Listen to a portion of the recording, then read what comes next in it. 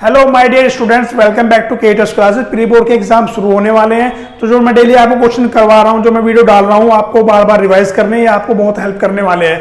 तो देखिए, स्टैट्स का एक क्वेश्चन है जो पिछले साल प्री बोर्ड में रिपीट हुआ था। ये बेसिक मैथ में बार बार रिपीट होता है इस टाइप का क्वेश्चन।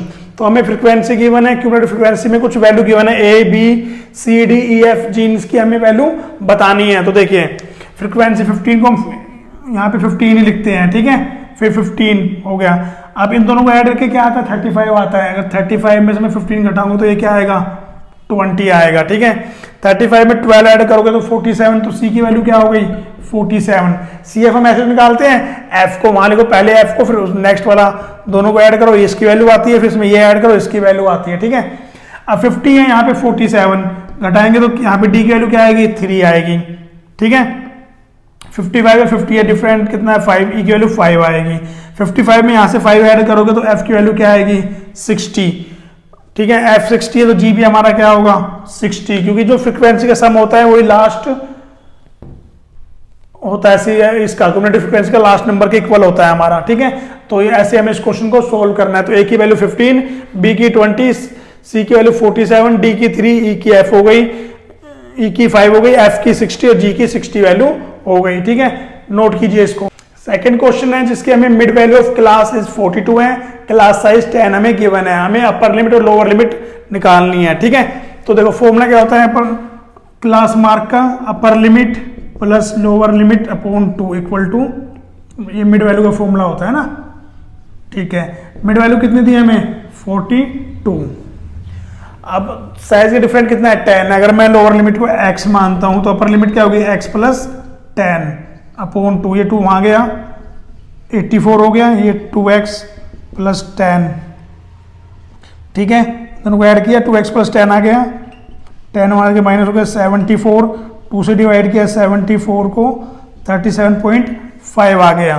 तो हमारी लोअर लिमिट 37.5 है, अपर लिमिट क्या होगी, इसमें 10 ऐड करोगे 47.5, तो हमारा आंसर होगा बी, ठीक है। तो इस फॉर्मूले के इसके अकॉर्डिंग हम क्वेश्चन को सोल्व कर सकते हैं। अब नेक्स्ट वाला देखो, फाइंड द वैल्यू ऑफ के की वैल्यू हमें बतानी है। हैज नो सॉल्यूशन की इक्वेशन हमें गिवन है। नो सॉल्यूशन की इक्वेशन क्या होती है, इक्वेशन होती है a1 upon a2 equal to b1 upon b2 not equal to k c1 upon c2। ये हमें गिवन है, के की वैल्यू निकालनी है। तो a हमारा 3 है, a2 6 है, ये हमारा -1 -2 नॉट इक्वल टू ये 5, के को मानेंगे, ठीक है। अब के की वैल्यू हमें निकालनी है, इसको सोल्व करेंगे इससे, तो माइनस के नॉट इक्वल टू -10, कैसे कट गया, के की वैल्यू 10 नहीं हो सकती, ठीक है। क्वेश्चन नंबर 4 है, ट्रायंगल क्या है 4 और 5। तो 4 में देखिए, डी पैरेलल है बेस बीसी के, एबीसी ट्रायंगल, ट्रायंगल बना लेते हैं। इसमें ट्रायंगल बना हुआ नहीं दिया है हमें, बीसी बेस है, इसके पैरेलल एक लाइन हमने डी ड्रॉ कर दी।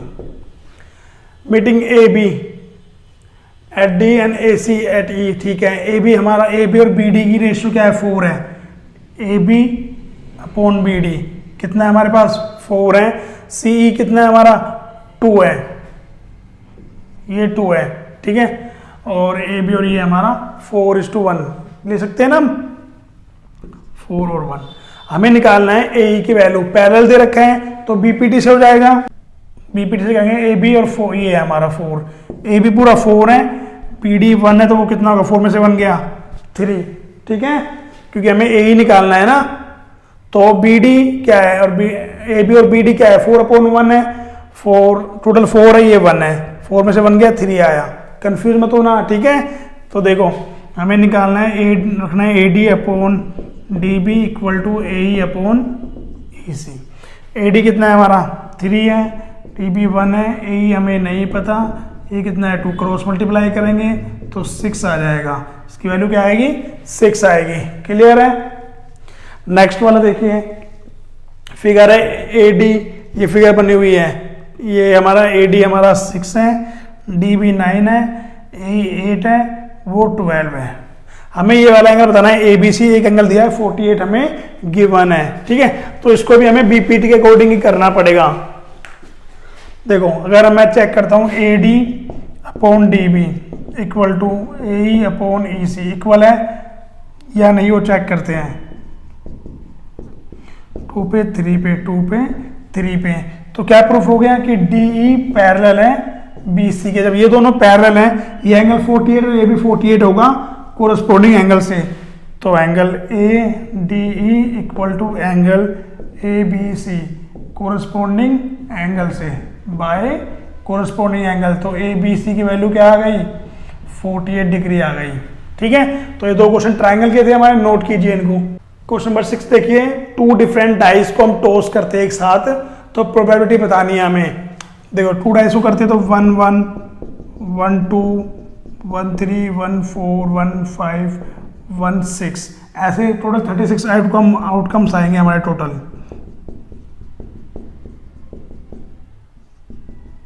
यहाँ से लेके 6 तक पूरे आउटकम आएंगे। हमें डबलेट चाहिए, तो टोटल कितने 36 हैं, तो प्रोबेबिलिटी क्या होगी, probability of getting doublet, total ये आउटकम कितने 1 1 से लेके 6 तक टोटल 36 होते हैं। तो डबलेट देखिए, एक तो ये डबलेट आएगा, यहाँ पे 2 2 आएगा, फिर 3 3 4 5 5 ये आएंगे, तो 1 2 3 4 5 6, तो कितना होगा 1/6। तो हमें पूरा ये सैंपल स्पेस लिख के दिखाना है, उसके बाद वैल्यू पुट करके सॉल्व करना है। ठीक है, अब बोला है getting a sum of 10 of the number of 2 dice, का सम 9 आना चाहिए, वो 10 आना चाहिए। 10 के लिए देखो यहाँ तो टोटल 7 है, 10 कहाँ पे आएगा कि इसको ऐड करने पे आएगा, इसको 5 पे 10 आएगा, 4 6 6 4, और कोई ऑप्शन नहीं है जहाँ पे हमारा 10 आए, है कुछ? सबसे बड़ा नंबर ये है, हमें बस 10 चाहिए बस। 12 11 ये 10 इस पे बनेगा, इस पे और इस पे, और किसी पे 10 नहीं बन सकता। तो कितना है 1 2 3, तो इसकी प्रोबेबिलिटी 3/36 1/12 आ जाएगा। ठीक है, तो हमें पूरा सैंपल स्पेस बना के गेटिंग नंबर डबलेट वाले के भी और 10 वाले के, उसके बिहाफ पे क्वेश्चन पूरा प्रॉपर करना है, तभी मार्क्स मिलेंगे। ठीक है, चलो ये तो हमारा हो गया। क्वेश्चन नंबर 7 देखिए, कार्ड को हमने ड्रॉ करना है, हमारे पास सफल कार्ड है 52। ठीक है, उसमें से कार्ड को ड्रॉ करना है, ना वो रेड कार्ड होना चाहिए ना वो क्वीन होना चाहिए। इनके अलावा देखो टोटल कार्ड्स कितने होते हैं 52, रेड कार्ड्स टोटल कितने हैं 13, तो हमारे हो गए उसके डायमंड के 13 हमारे हार्ट्स के हो गए। ठीक है, टोटल कितने 26 तो ये हो गए।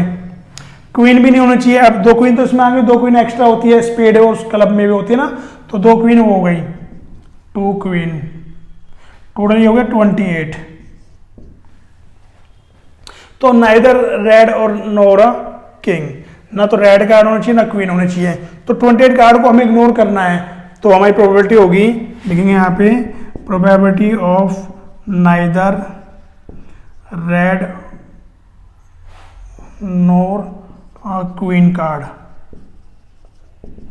तो टोटल ये गया, इसमें से घटाएंगे तो कितना आएगा 24/50, 2 से कैंसिल किया 12, 26 2 से 6 13, तो हमारा आंसर आएगा 6/13 आएगा। ठीक है, तो ये हमारा क्वेश्चन नंबर 7 हो गया, नोट कीजिए। क्वेश्चन नंबर 8 है, find the radius of a circle whose area and circumference are equal. तो एरिया ऑफ सर्कल क्या होता है pi R square, equal to किसके सर्कमफ्रेंस को क्या होता है 2πr, पाई से पाई कट गया, आर स्क्वायर को r into R 2r, R से आर कट गया, तो रेडियस हमारी 2 यूनिट हो गई। ठीक है, तो ये एमसीक्यूज में भी था, यहाँ पे ऑप्शन नहीं दिए हैं, मैंने लिए नहीं है, क्वेश्चन को सोल्व करके तुम्हें दिखाया है। ठीक है, the perimeter of a sector of radius 5.7 metre, उसका हमें पेरीमीटर दिया हुआ है, तो ये सेक्टर हमारा ऐसे बनेगा, ये 5.7 ये 5.7 है रेडियस। ठीक है, और इसका हमें पेरीमीटर दे रखा है, पेरीमीटर का फॉर्मूला क्या होगा, पेरीमीटर ऑफ आ सेक्टर, तो 2r प्लस θ/360 इंटू 2πr, इसको लेंथ ऑफ द आर्क बोलते हैं ना, तो ये हमारा बनेगा, इसकी वैल्यू कितनी है हमारे पास 27.2 है।